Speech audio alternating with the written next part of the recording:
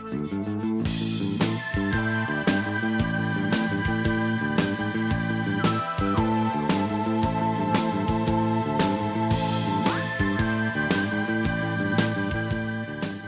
вечер, почитувани гледачи, 17:10 ново издание на емисијата Ваш термин.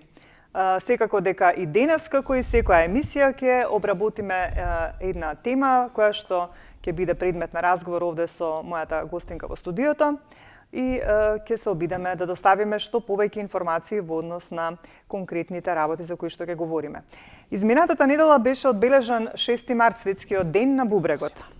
Еден од 10 возрастни има некој стадиум на хронична бубрежна болест. Повеќето луѓе немаат симптоми се додека болеста не напредне.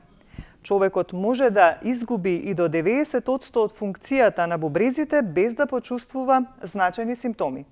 Според некои истражувања, ризикот од развој на хроничната бубрежна болест може да биде поголем кај жените отколку кај мажите. Сепак во светски рамки, бројот на жени на диализа е помал од бројот на мажи. Трансплантацијата на бубрек исто така не е еднакво застапена кај двата пола главно поради социјални, културни и психолошки аспекти. Па жените почесто ги донираат бубрезите, а имаат помалку шанси да ги добијат. Според податоците пак во Република Македонија има околу 1600 пациенти со краен стадиум на хронична бубрежна болест, кои се лекуваат со некој од тераписките модалитети – диализа или трансплантација на бубрек. Од нив 1350 се пациенти на диализа, а околу 250 лица имаат трансплантиран бубрек. Значи, со овие податоци излезе изминатата недела Министерството за здравство и претпоставувате дека денешната тема ќе ни биде заболувањата на бубрезите, проблемите со бубрезите, а за таа цел веќе со мене во студиото е доктор Анета Ташкова, која што е специјалист интернист и ни доаѓа од ПЗУ Диамет Македонија, инаку тоа е приватна здравствена установа или центар за диализа. Меѓутоа, пред да ја поздравам доктор Анета и пред да започнеме со разговорот за денес, би сакала да пуштиме еден прилог кој што е подготвен, ми се чини, за камења во бубрезите, а тоа е исто така едно заболување кое што може да направи проблеми и компликација со бубрезите, па да го слушнеме прилогот, а потоа се враќаме повторно во студио.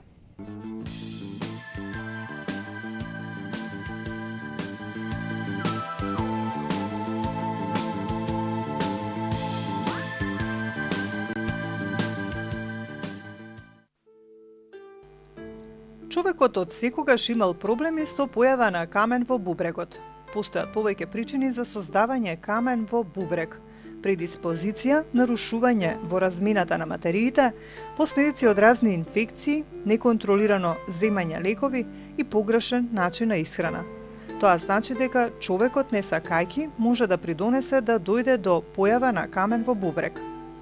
Кристалите на разните минерални соли, оксалатите, уратите и фосфатите, вклучувајќи го и калциумот од храната, се раствораат во урината, која се елиминира преку бубрегот. Кога урината ќе биде презаситена, се оформуваат кристали, кои понатаму се групираат во грудки, а потоа може да се создаде и камен. Со оглед на тоа каква храна јадеме, се создаваат и такви кристали. Со помош на одреден режим во исхраната, може да придонесеме да не се создадат големи количества калциум и разни соли, најчесто оксалати, во урината. Се претпоставува дека околу 80% од сите камења во бубрегот се создадени од калциум оксалатите. Се чини дека главната причина за појава на камен во бубрегот е современиот начин на исхрана, кој се карактеризира со прекумерно внесување на храна. Менувањето на режимот на исхрана е најдобро решение против каменот кај оние луѓе што веќе исфрлаат мали камчиња или пак врз основа на рентгенските снимки се забележува нивно зголемување. Кај овие луѓе, освен менување на навиките во исхраната, се препорачува и пиење по големо количество течности за да биде концентрацијата на создадените кристали во урината, што е можно, помала. Луѓето кај кои се создаваат камења треба да обрнат внимание на внесувањето белковини од животинско потекло, натриум, особено преку готварската сол, внесување соли на оксалната киселина, оксалати, калциум и течности. Важно е да се напомене дека мажите од камен во бубрегот заболуваат 3 пати повеќе од жените.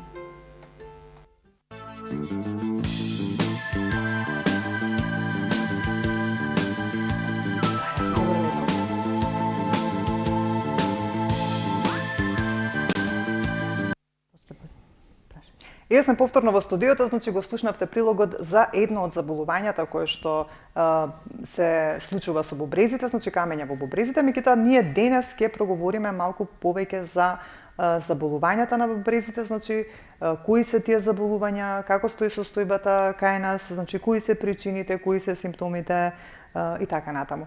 Кажав за таа цел, со мене во студиото е доктор Анита Ташкова, специјалист интернист. Добар ден, добро дојдовте. Добар ден, ви благодарам за вашата покана. Поздрав до вас и до гледачите кои следат оваа емисија. Така. Кажав, вие доаѓате од ПЗО Диамет Македонија, тоа е центар за диализа. На почеток би сакала да ни кажете првин според оние ваши сознанија, каква е состојбата кај нас со заболувањата на бубрезите? Според последните студии кои што се работени на ниво на Македонија, некаде околу 13,9% од населението имаат некаков степен на хронична бубрежна слабост. Тоа е последниот процент во светски рамки, една од 8 водечки причини за смртност, токму ова заболување, хроничните бубрежни заболувања. Најчесто застегната група на оние меѓу мажи и жени, значи е изедначен процентот со тоа што жените после 50-та година имат водечка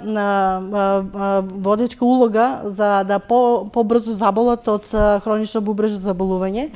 Причината за тоа е значи поради постменопаузалниот период и значи недоволниот хормон на естрогенит кој што го однемува после менопаузата. Тоа може да биде една од причините кај жените да почесто заболат од хронична бубрежна болест. Така. А меѓутоа општо земено и кога збориме за возраста? За возраста. Дали сите возрастни групи се опфатени? Значи најчестата возрастна граница е некаде од 60-та до 75-та година. Така. Значи тука оваа структура на пациенти имаат некаков степен на хронична бубрежна болест. Така. Ајде малку сега вака да ги информираме нашите гледачи за улогата на бубрезите и што представуваат тие во нашиот организам и тука може од режија да ги испишат телефоните на екранот. Ви се обраќам вас, почитувани гледачи, доколку имате некој ваков проблем во однос на се разбира на бубрежните заболувања, може да се јавите, да ни се приклучите во разговорот и да поставите некоја прашање, доктор Анита ќе се обиде да ви даде насок и одговор за она што ќе биде од ваш интерес. Ајде сега да објасниме за улогата на бубрезите. Бубрезите се парни органи кои всушност 24 часа ја имаат улогата да ја прочистуваат нашата крв. Имат форма на зрнограф, сместени се бочно од дрбетниот столб, имат доста значајни функции за функционирањето на организмот. Значи, една од поважните функции е значи филтрирањето и ослободувањето на сите оние отпадни продукти кои што не се потребни за организмот. Значи, воспоставување на еден електролитен баланс. Исто така тие имаат влијание и во контролирањето на нивото на крвниот притисок и го стимулираат создавањето на црвените крвни зрнца. Така. Значи тоа е едни од поважните фактори кои што ги вршат самите бубрези. Значи се до степен до кога ќе дојде до некаков тип на бубрежна слабост, значи бубрезите страдаат и целата таа функција се пореметува и настануваат компликациите од самото тоа од самите тие промени. Се вели дека треба многу вода, од литро и пол до 2 практично да испиеме во текот на денот за да добро функционираат бубрезите. Зошто е потребно да ги испиеме тие 2 литра вода? Значи потребно е за да се внесот на водата е доста битен. Така. Кај овој тип на хронични бубрежни заболувања. Јас осврт би дала повеќе на хроничната бубрежно заболување, пошто самото хронично бубрежно заболување е онаа што до третиот стадиум по класификација, значи постојат 5 стадиуми на хронична бубрежна слабост. Првите 3 стадиуми воопшто не даваат никакви симптоми. Пациентите ништо не чувствуваат, значи дека имат некаков проблем од страна на бубрезите, се до степен до кога ќе се почнат да се појавуваат оние првични знаци кај пациентите, значи првичните симптоми, значи она слабост, општа отпадналост и малаксаност, при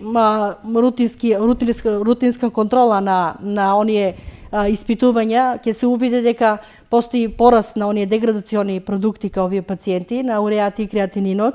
Исто така и кога ќе се направи една уринокултура и ќе се види дека има оделување на протеини преку урината, тогаш веќе ќе помислиме дека станува збор на некаков тип на бубрежна слабост. Значи, симптомите се од типот на малаксаност, често чешење по телото. На таквите пациенти имаат болки во градите, кој не е толку типичен знак. Исто така тврдокорната анемија. Значи, анемија, иако се пробува да биде коригирана, а истата се уште си е, значи, истата не може да се регулира, веднаш ќе помислиме дека станува збор за некаков тип на хронична бубрежна слабост. Пошто самиот бубрек во последен терминален стадиум не го лачи доволно хормонот, воопшто не лачи еритропоетин, кој се излачува од коскината срцевина, не ги произведува оние црвени крвни зрнца и почува да страда организмот со она тврдокорна анемија и исто така и крвниот притисок, кој што, иако се пробува да се даде комбинирана терапија од лекови за да се регулират крвниот притисок, истите не реагираат поради афункционалноста, тоест престанокот на самата функција на бубрезите. Така. Кои се причините за заболувањата на бубрезите и конкретно за хроничната бубрежна инсуфициенција? За хроничната бубрежна инсуфициенција причините на кои што допринесуваат до оној терминален 5 стадиум, каде што пациентите не се свесни дека постои дека постои заболување од страна на бубрезите, пошто не даваат никаква симптоматологија. Значи, може да бидат придобиени и стекнати. Значи, придобиените, овде би ја спомнала и генетската предиспозиција, на некаков вид на стегнати аномалии на анатомската структура на самиот уринарен тракт и на бубрезите исто. Рефлуксот тука би го спомнала, полицистичната бубрежна болест, гломерулонефритите, значи системските заболувања, системскиот лупус, некои инфламаторни промени. Исто така, како причина овде би го спомнала, како една од водечките причини за да дојде до на хронична бубрежна болест е високиот крвен притисок и нерегулираната шеќерна болест, тоест дијабетот. Така. Како практично делуваат? Што прави високиот притисок и покачениот шеќер на бубрезите? Што пореметува? Што се случува, значи, кога имаме покачани такви параметри? Значи, делува на тоа што ја мени структурата и функцијата на самите бубрези, го допринесува до оние микроваскуларни компликации од самата шеќерна болест, значи една од дијабетската нефропатија и како и ретинопатијата, како касна компликација од самата шеќерна болест. Така. Значи, сепак имаат улога. Да. Тоа би значило дека треба сите оние кои што имаат покачен крвен притисок и покачен шеќер, навистина да бидат загрижени и да обратат посебно внимание во смисла санирањето на тие проблеми, да се стави под контрола самата хипертензија, да не се доведува до степен да таа биде нерегулирана, да не се зимат неправилно лековите, да се следи, да се вршат редовни оние рутински контролни прегледи, притисокот да биде во граница на она 130 со 80, значи за да се забави онаа прогресија на самата бубрежна заболување. Така. Покрај хроничната бубрежна инсуфициенција, кои се други проблеми со бубрезите да ги напоменеме да нашите гледачи постојат? Знаеме, спомнавме во прилогот камења на бубрезите, што се друго? Какви заболувања може да се јават на бубрезите? Значи, исто така амилоидозата овде би ја спомнала како причина, бубрежните камчиња, значи мултиплиот миелом, значи повеќе други хематолошки заболувања, исто така допринесуваат за да дојде до некаков вид на хронична бубрежна слабост. Така. Значи, сите тие заболувања се дел од оние болести на бубрезите за кои што напоменавме на почетокот дека ги има во поголем број. Кои се тие симптоми кои што треба да ги забележиме? Кажавте дека можеби во 90% случаи не се јавуваат никакви симптоми. Така. Меѓутоа, Баш никакви? Освен она што го кажавме во однос на тоа слабост, чешање и така натаму? Да. Значи, како еве знак дека Толку е многу постои, тоа. да, дека постои хронично бубрежно заболување значи високиот крвен притисок. Така, значи може и притисокот да биде показател дека нешто се случува со бубрезите? дека нешто се случува со бубрезите. Иако се оди на тоа дека се дава она потребна терапија за да се регулира крвниот притисок. Значи крвниот притисок останува ист, покачен и не реагира на самата терапија, тогаш треба чисто алармантно да ни биде дека постои причина поврзана која може да биде од страна на бубрезите. Исто така и шеќерната анемијата, тврдокорната анемија, може да не воведе дека постои бубрежно заболување.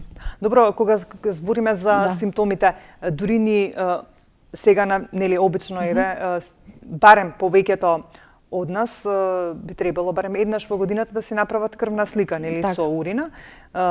Па дали можеби параметрите во крвната слика или параметрите во урината можат да посочат дека постои таков проблем или тука може да постои заскриено нешто што може да доведе не да може да 90% на оштетување? Првичен знак при рутинско испитување на крвната слика, оние комплетна лабораторија која би направиле, прво нешто што ќе не запраша дека станува збор за некаков тип на хронично бубрежно заболување е пораст на деградационите продукти.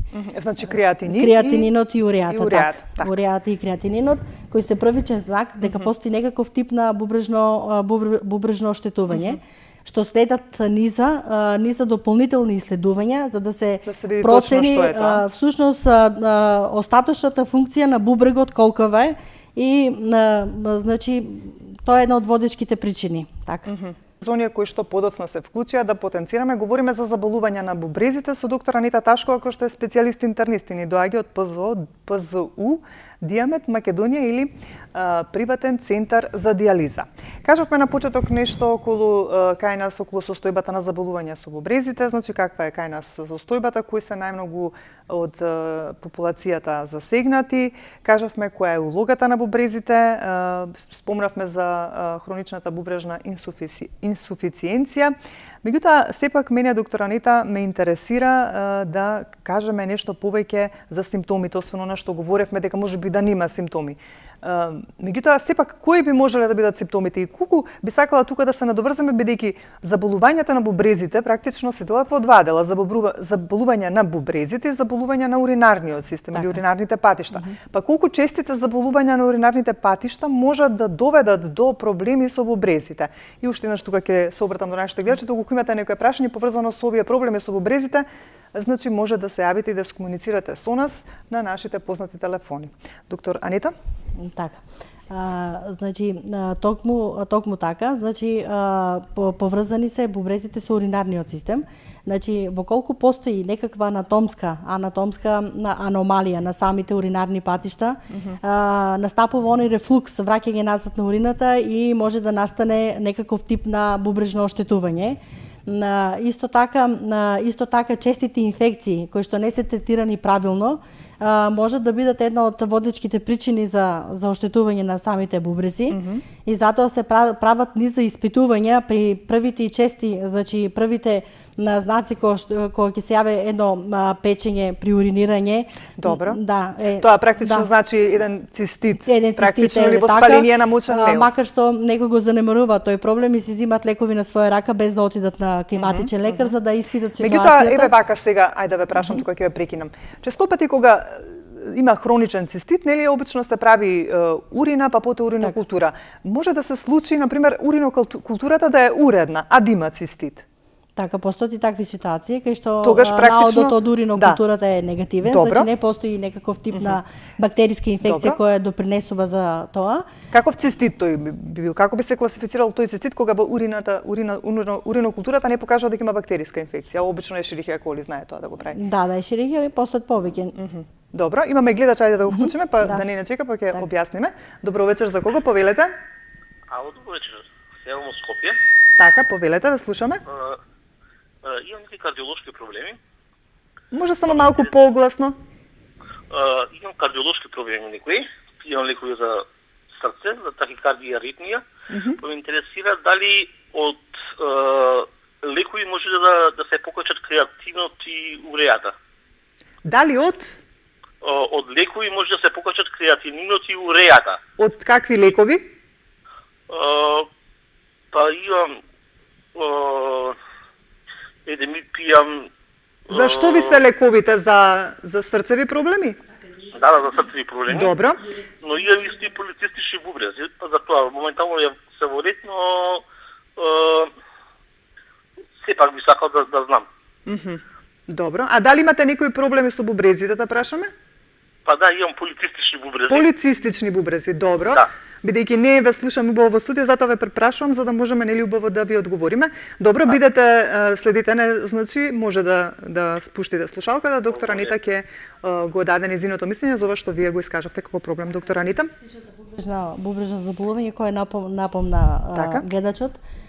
Една од водечките причини за да пациентот еден ден стаса до диализа. Треба да се вршат оние рутински редовни прегледи и соодветно да се препишаната терапија да биде стрикно од лице кое што го води, од интернист, за тоа што одредена група на лекови допринесуваат за одреден тип на оштетување на самите бубрези. Значи, дали лековите кои што ги напомена во однос на срцевите заболувања може да предизвикаат покачување на уреа и креатинин или тоа му е од практично од оној проблем со бубрезите? Од бубрезите. Тоа проблем е од бубрезите што треба да се следи. Да се следи преку матичниот, преку интернистот за порастот на деградационите. Добро. Околу бубрежните, сакам да прашам дали околу оној проблем со бубрезите треба нешто друго да преземе? А околу проблемот со бубрезите не, само редовни рутински контроли да се следат бубрезите, значи напреднатоста на самите цисти, дали е зафатено едниот или двата, претежно се полицистичната бубрежна болест и на двата бубрези и да се забави прогресијата кај таквите пациенти, значи да се придржува кон она редовно следење од страна на кардиолог, пошто спомна пациентот дека има проблем со значи со проблем со срцето, со покачениот крвен притисок, да се стави под контрола крвниот притисок за да дојде до забавување на она прогресија на хронична бубрежна слабост, тоест до оној последен терминален стадиум каде што овде веќе е потребна и заместителната терапија, кој што напоменавте, значи потреба од диализа или евентуално трансплантација. Што би му препорачале вака вие како совет во однос на овие проблеми?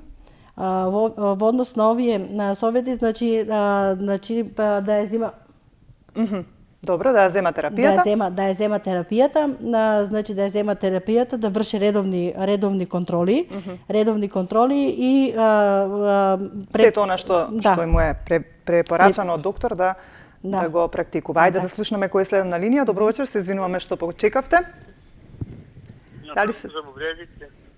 Дали се слушаме, повелете? Ало, повелете? Добро вечер. Добро вечер. Поздрав до водителката и до докторката. Така. Ја сака да кажа за бубрезиве нешто. Добро. Зошто има 76 години више. Ми кажува дека слаби бубрезите ми се са креатинот ми е 108/2. Како што каза докторкава, чешање исто на слабињето, многу чешање има. Затоа се јавив. Тоа вистина ли од бубрезите да се чешат? Имате значи чешање, дали може да е од бубрезите? Освен проблем. Што друго имате освен? Притисак нема. Добро. Притисак нема. Шеќер, дали имате? Шеќерна болест, диабет? Кристали ми најдое. Кристали некои, добро. И затоа прашува дали е висок креатинот и дали е опасно нешто. Ми вика е само слаби бубрези. Што би значило тоа ослабнати бубрези? Добро. 2 пати по едно во неделата. Добро. Ајде Хвала сега, многу и доктор Анита, пријатно. ќе ви каже, што значи, доктор Анита, тоа слабнати бубрези? Тоа значи дека со текот на годините работата на функцијата имат одреден заслабнува? Заслабнува, На така. бубрезите, И таквата возрастна граница, пошто е во она критична возрастна граница, значи имат некаков тип на бубрежно оштетување. Вредноста која е споменана за креатининот не е висока, само што треба да се вршат редовни контроли, да се испитуваат оние редовни месечни или на 3 месеци чисто една комплетна лабораторија за да се види дали креатининот има пораст или е мирен. Да, или е мирен. За таа возрастна граница, значи тој креатинин нормално е кога имате алармантен знак дека постои некаков покрајен стадиум, тешок, он веќе терминален, дека постои можност да пациентка да дојде до диализа или кажете ми, нормално е кога има заслабнати бубрези некој да има и чешање? Да. Тоа се некои пропратни симптоми? Да, чешењето е еден од знаците, еден од симптомите кај овие пациенти. Несоницата исто така, ноќното чешење, една од типичните, макар што чешањето може да биде во било кој дел од телото или само во пределот кај бубрезите? Не, во било кој дел од пределот на телото, пошто наставува он електролитен дисбаланс, нели? И поради пореметениот електролитен дисбаланс овие пациентки го чувствуваат токму она чешање, кое е типично, нели? Кое наведува као симптом, макар што не е толку типичен знак, некој значи нема толку да ставе дека чешањето може да биде една од причините за. Така. Значи во секој случај не е нешто ова загрижувачко, меѓутоа треба да се контролира и да се следи состојбата на креатининот и да се вршат редовни еко преглед е потребно исто така да е ултразвучен преглед на бубрезите за да се види сочувуваност она паренхимската, значи на функцијата на самиот бубрег, да не постојат некакви структурни промени, евентуално што би алармирало дека постои некаков тип на бубрежна слабост. Така. Ајде сега да одговориме на прашање кое што го започнавме, колку уринарните инфекции често имаат проблеми со воспалението или заболувањата на бубрезите? Па тие се една од водечките причини, значи секаква кажавме дека може и да е добра уринокултурата, да има цистит или воспаление на мочниот миор, меѓутоа? Така, меѓутоа може и да нема нели позитивен аут на урина, а да циститот си постои, значи постојат овде низ за испитување кои што се потребни да се направат, значи евентуално структурни промени на самата бешика, да не таму постои некаква причина што допринесува за она често мокрење кај таквите пациенти.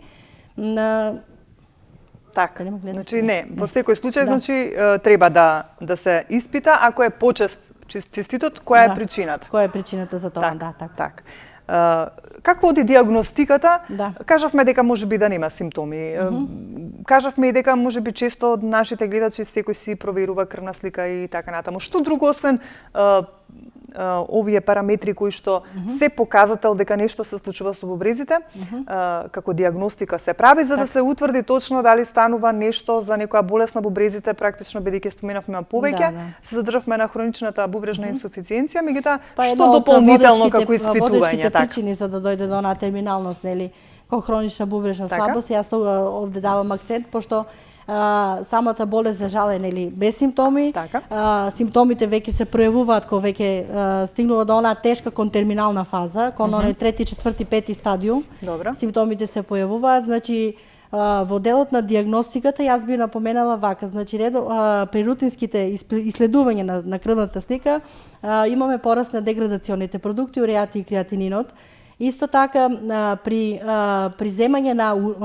давање на урина и се види дека постои оделување на протеини во урината, може да биде знак дека бубрегот веќе страда. Пропускањето на протеините во урината значи дека постои некаков тип на бубрежна слабост.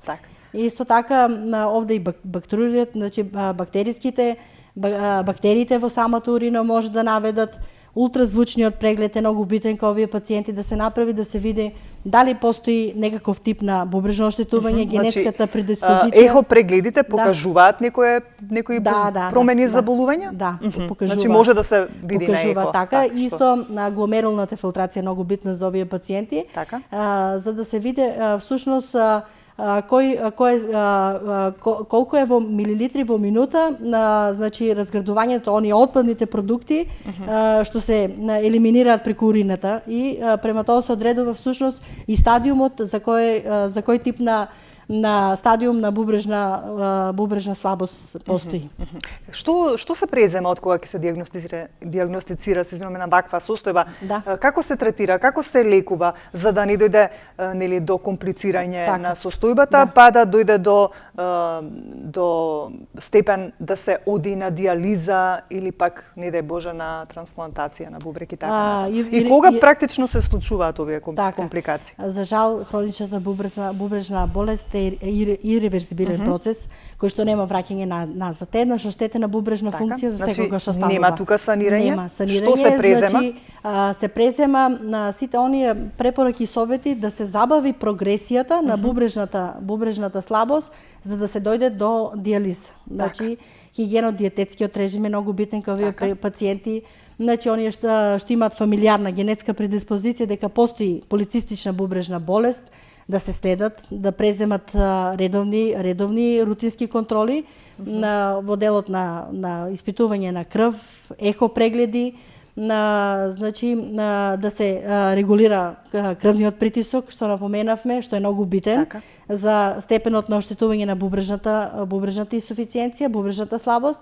Исто така регулирање и ставање на контрола на шеќерот во крвта, активно третирање на сите оние инфекции кои што настануваат. Говорите сега кога состојбата е таква каква што е, добро. Веќе е таква, значи тој процес е иреверзибилен. Значи нема мора сето ова да се направи. Да. Значи активно третирање на самата инфекција, избегнување на сите оние токсични агенси кои допринесуваат исто така за оштетување на бубрезите. Внес на повеќе течности, дневно се препорачува над 2 литра, нискокалорична исхрана, значи внимавање исто така во делот на земање на лекови, одредена група на лекови кои што спомена првиот гледач, имаат токсично влијание врз самите бубрези и ја забрзуваат прогресијата на бубрежната слабост. Значи тука би ги напоменале сите оние нестероидни антиреуматици познати како кетонал, диклофенак, мовалис, што ги взимаат пациентите при најмала болка, аналгетиците исто така би ги спомнале. Одредена група на антибиотици, аминогликозидите кои доста токсичен ефект имаат врз самото бубрежно оштетување. Така. Ова што говориме за бубрежната инсуфициенција е само карактеристично кај повозрасната популација, тоа ме интересира или без разлика, значи не мора да значи? Не мора да значи возрастната граница независно, значи се јавуваат и пациенти кои што се многу млади, истасуваат до хронична фаза, терминална фаза, до диализа. Значи кои се причините кај толку млади пациенти? Има разлика во причините или? Така, причините кај младата популација пред се сите оние анатомски структурни промени, значи на самиот уринарен тракт кој што каде што се диагностицира, каде што доведува до онаа терминалност, до диализа, и генетската предиспозиција кај таквите пациенти. Фамилиарна анамнеза во фамилијата дека некој од поблиските членови веќе користеле диализи и се биле на диализа. Во која фаза доаѓа до диализа, за жал? За жал до последната петата терминалната, каде што значи излачувањето, тоа е гломерулната филтрација. Веќе престанува бубрежната функција? Да, бубрегот. Значи, она урина која што се излачува е премала, за да ги исфрла сите оние токсини и сите оние отпадни продукти кои што не се потребни на организамот, каде што се ствара токсичност на организамот. Значи, пресметувајќи по гломерулната филтрација, некаде под 15 мл во минута е способен бубрегот за да ги оделе, за да ги острне оние отпадни продукти. Така. Доктор Анита, секогаш кога говориме за заболувањата, си се прашуваме зашто да не би го спречиле тоа, или како треба ние да постапуваме во секојдневниот живот за да спречиме многу заболувања. Што е најважно?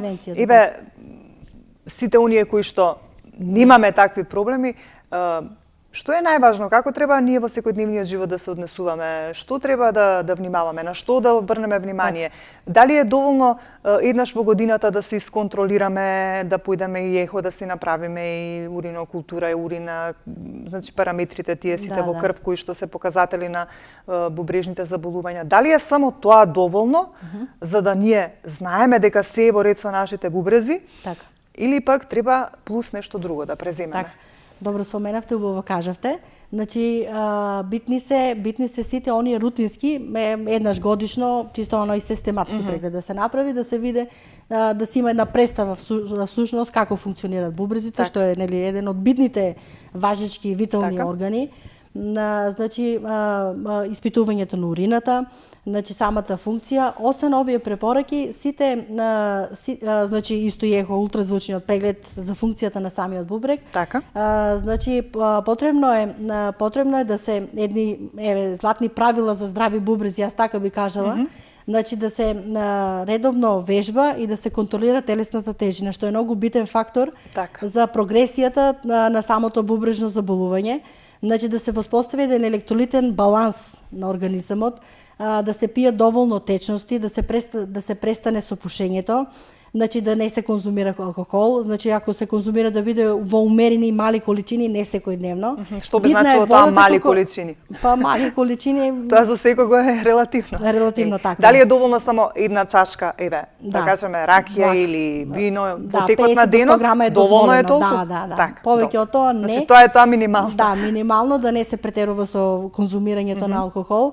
Кај што многу од популацијата нели посегнуваат по тоа, што не е правилно. Во прилогот исто се говореше дека и храната има улога за некои одредени проблеми во брезите. Каква е таа храна? Која храна смета? Дали е премногу мрсната храна, премногу зачинетата? Значи, премногу зачинетата, мрсната храна, значи заситените масти треба да се избегнуваат во исхраната. Смее, но да не биде секојдневно. Значи да се дозволува, али да биде во умерени мали количини, значи во умерени, и многу е битно овде би споменала солта. Солта е една од водечките причини за проблеми со бубрезите. Према новите светски испитувања е поместена, значи порано некаде 3 до 5 грама е дозволено за 24 часа, значи тоа е нешто многу минимално. Сега е некаде до 1,5 грам дозволено сол да се конзумира во тек на 24 часа. Зошто што е толку штетна солта? Што прави? Солта врши во однос на притисокот или во однос на водата? Притисокот и во однос на задршката на водата. Аха, значи ги задржува течностите во телото. Во телото, така. Тогаш прави проблем и со бубрезите. Бубрезите, да. Така. Друго, што би спомнале во однос на превенцијата? Значи да се контролира телесната тежина, така кажавме, да се оној body mass index према висина или тежина да биде во она граница на нормала, да се вклучува редовно физичка активност, редовно значи да се применуваат физички активности. Исто така да се контролира крвниот притисок и да се стави под контрола веќе ако постои крвен притисок кај одредени пациенти хипертензија. И исто така и шеќерот во крвта. Кажавме дека шеќерот и високиот притисок се и како причинители за водечка причина за степен оштетување на самите бубрези. А кога станува збор за оние други заболувања на бубрезите, само тука сме негде имаме уште 2-3 минути да напоменеме, кога станува збор исто за камењата на бубрезите, цистите на бубрезите, колку се тие сериозни и колку тие можат да доведат во степен или да бубрежната функција се намали или откаже? Да, споменавме за полицистичната, каде што ја опфаќа двата бубрега. Значи, цистите зависни од потеклото, каков тип, дали се кортикални, дали се медуларни, нема толку влијание, значи за да намалат, треба да се следат, и ако самата циста расне во размер и прави обструкции, прави структурни промени, значи тогаш веќе треба да се прават низа други испитувања за да се види дали би дошло до бубрежно заболување. Исто така значи за камењата се доста битни. Значи постојат големи камења и мали камења. Значи оние миниатурни кои што ние не ги осеќаме ги мислам си сврлат секојдневно преку течност, преку уринирањето. Значи оние големи камења вршат обструкција и прават проблеми што може да биде исто така да допринесе за хронична бубрежно заболување. Така, значи во секој случај кај луѓето кои што имаат вакви проблеми треба да се следи состојбата и да се реагира навреме за да не дојде до некое трајно оштетување на бубрезите, пак да доведе до степен на диализа. Каква е состојбата, само кажете ми, во вашиот центар Диамет, како за крај? Па така, нашата состојба моментално... Колку, ми се чини дека 4 години постоите, прославивте изминатата недела по повод Светскиот ден на бубрегот, така? Значи, нашиот, јас доаѓам од Штип, од центарот во Штип, брои некаде околу 40 пациенти моментално од штип, на ниво на цела подружница некаде околу 600 пациенти, вкупно бројот подружници кои што вклучуваат Така. одредени градови. Значи пациентите доаѓаат 3 пати неделно на диализа, третманот е некаде 4 часа неделно. Преземени се сите мерки, пациентите се задоволни, значи колку нивниот живот продолжува и понатаму. Имате ли бројка да ни кажете колку мина кај вас пациенти се лекуваат со диализа? Специјално за нашите така, грубо речено, да, општо во Диамет. Во Диамет некаде е вкупно околу 600 пациенти се вкупниот број на... Говориме од цела Македонија. Да, цела Македонија, така. Добро. Јас се надевам дека успеавме да им доближиме за ова кусо време на нашите гледачи она што е многу значајно за ова, како да кажам, подмолно заболување на бубрезите, кое што, за жал, кажавме, во многу случаи, дури веќе кога 90% ќе бидат оштетени бубрезите, дури тогаш појавува симптоми. Сега, уште една шапел, значи, до нашите гледачи, како за крај, редовно да си одат на контроли, редовно да си прават крвна слика с урина и редовно оние ехо прегледи на бубрезите, за да можат навреме, ако нешто постои, да можат да реагираат за да успеат да го излекуваат, да не дојдат до степен, да можат да треба вас да ве посетуваат, иако вие затоа постоите за да им помогнете. Ви благодарам за денес за гостувањето и се надевам во некоја следна прилика со некоја друга тема од областа на вашите интернистички проблеми. Така. Почитувани мои, тука некаде ќе ве поздравам и вас за денес. Секако се гледаме ние повторно за 7 дена во исто време. До тогаш ве оставам во убаво расположение и имајте добро здравје.